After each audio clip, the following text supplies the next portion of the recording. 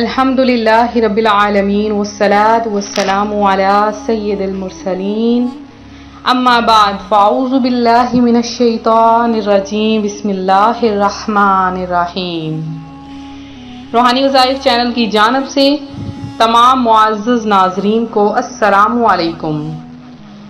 پیارے آقا صلی اللہ علیہ وآلہ وسلم کا فرمان رحمت نشان ہے کہ جو بندہ مجھ پر ایک بار درود پاک پڑھتا ہے اللہ پاک اس پر 10 رحمتیں نازل فرماتا ہے اور ساتھ ہی اس کے 10 درجات بھی بلند فرما دیتا ہے۔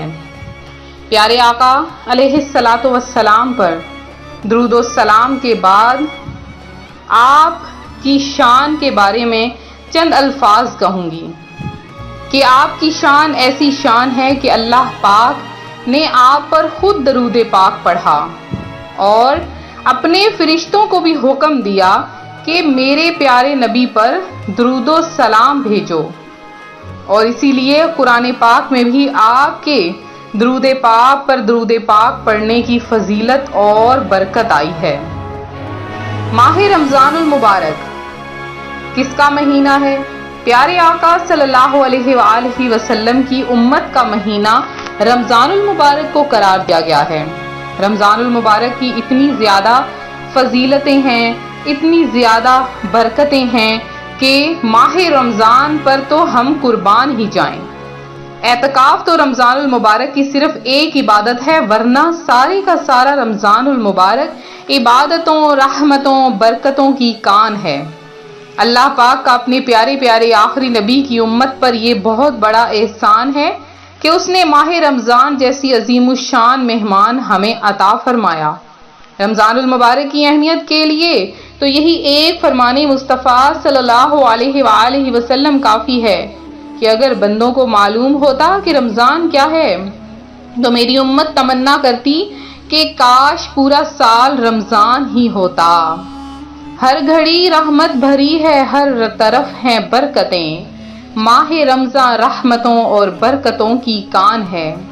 میرے پیارے پیارے روحانی وظائف کے معزز ترین ناظرین، ماہ رمضان کے فیضان کے کیا کہنے کہ اس کی تو ہر گھڑی رحمتوں بھری ہے۔ رمضان المبارک میں ہر نیکی کا ثواب 70 گنا یا اس سے زیادہ ہے۔ نفل کا ثواب فرض کے برابر اور فرض کا ثواب 70 گنا کر دیا جاتا ہے۔ عرش اٹھانے والے فرشتے روزہ داروں کی دعا پر آمین کہتے ہیں، اور فرمان مصطفیٰ صلی اللہ علیہ وآلہ وسلم ہے رمضان کے روزہ دار کے لیے مچھلیاں افطار تک دعائے مغفرت کرتی ہیں۔ نصیب تیرے کرم سے چمک اٹھا یا رب، جہاں میں پھر ماہ رمضان آ گیا یا رب، ہے لاکھ لاکھ تیرا شکر پھر دیا رمضان کرم سے ذوق عبادت بھی ہو عطا یا رب۔ میرے پیارے پیارے روحانی وظائف کے معزز ترین ناظرین، جیسے آپ ماہ رمضان کے سارے روزے رکھیں اسی طرح سے آپ لوگوں کے سامنے یہ بات بھی عرض گزار کروں گی کہ ماہ رمضان کے روزے رکھنے کے ساتھ ساتھ آپ اعتکاف بھی ضرور پڑھیں، اعتکاف ضرور کریں، کیونکہ اعتکاف کا ثواب بہت زیادہ ہے۔ اعتکاف میں بندہ دنیا کے کام کاج سے ہٹ کر ہر چیز سے دور ہو کر صرف اللہ پاک کی عبادت میں لگ جاتا ہے، اور جسے اللہ پاک کی عبادت کی توفیق حاصل ہو جاتی ہے اسے اتنا اجر دیا جاتا ہے کہ جس کا کوئی حساب کتاب نہیں ہوگا۔ جو کوئی 10 دن کا رمضان المبارک کے آخری عشرے میں 10 دن کا اعتکاف کرتا ہے اس کو یہ اجر ملتا ہے کہ اس سے 1 حج اور 2 عمرے کا ثواب عطا کر دیا جاتا ہے۔ اللہ پاک اسے اتنا زیادہ اجر عطا فرماتا ہے کہ اسے 1 حج اور 2 عمرے کا ثواب عطا کر دیتا ہے۔ رمضان المبارک میں قرآن پاک ضرور پڑھیے، زیادہ نہیں، کم از کم آدھا سپارہ یا 1 اربع نصف تک یا پورا سپارہ، جتنا ہو سکے ترتیب بنا لیجئے کہ پورا ماہ رمضان پورا قرآن پاک مکمل ہو سکے۔ تو قرآن پاک میں ایسی ایسی صورتیں ہیں جس سے ہم اپنی زندگیوں کو سنوار سکتے ہیں، کیونکہ قرآن پاک لوگوں کی ہدایت کے لیے آیا ہے، اور قرآن پاک لوگوں کو مصیبتوں، پریشانیوں، درد مندوں کو درد مندی سے نجات دلانے کے لیے آیا ہے۔ آپ لوگوں کے سامنے آج روحانی وظائف چینل ایک ایسا وظیفہ لے کر حاضر ہوا ہے کہ قرآن پاک کی ایک چھوٹی سی سورت ہے، قرآن پاک کی چھوٹی سی سورت، اس کو آپ نے پڑھنا ہے۔ تو جیسے ہی آپ یہ وظیفہ کریں گے آپ جھپکیں گے بھی نہیں کہ اللہ پاک آپ کے سامنے دولت کا انتظام کر دے گا۔ اب یہ موقع بار بار نہیں آئے گا، یہی موقع ہے، اب موقع ہے، فوری طور پر عمل کر لیجئے۔ 6 رمضان المبارک آ چکا ہے اور اس کا وظیفہ بھی آپ کے سامنے حاضر ہے۔ آپ نے کیا کرنا ہے کہ میں آپ کو وظیفہ بتاؤں گی اور پھر آپ نے ہماری ویڈیو کو شروع سے لے کر آخر تک ضرور دیکھنا ہے، تاکہ آپ لوگ جو دعا میں اپنا نام لکھوا چکے ہیں ان کا نام بھی دعا میں شامل ہو جائے۔ تو پڑھنی ہے آپ نے قرآن پاک کے آخری سپارے 30واں سپارے کی آپ نے پڑھنی ہے سورۃ النصر۔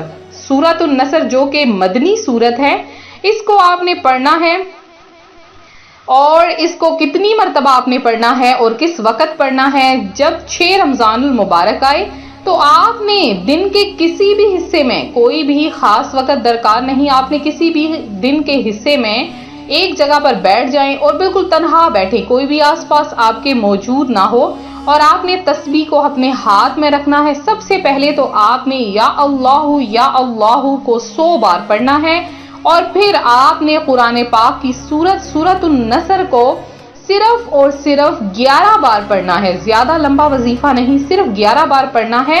پوری سورت بسم اللہ الرحمن الرحیم کو پڑھ کر پھر آپ نے یہ پوری سورت پڑھنی ہے۔ اذا جاء نصر اللہ والفتح ورأیت الناس يدخلون فی دین اللہ افواجا فسبح بحمد ربک واستغفر انہو کان توابا۔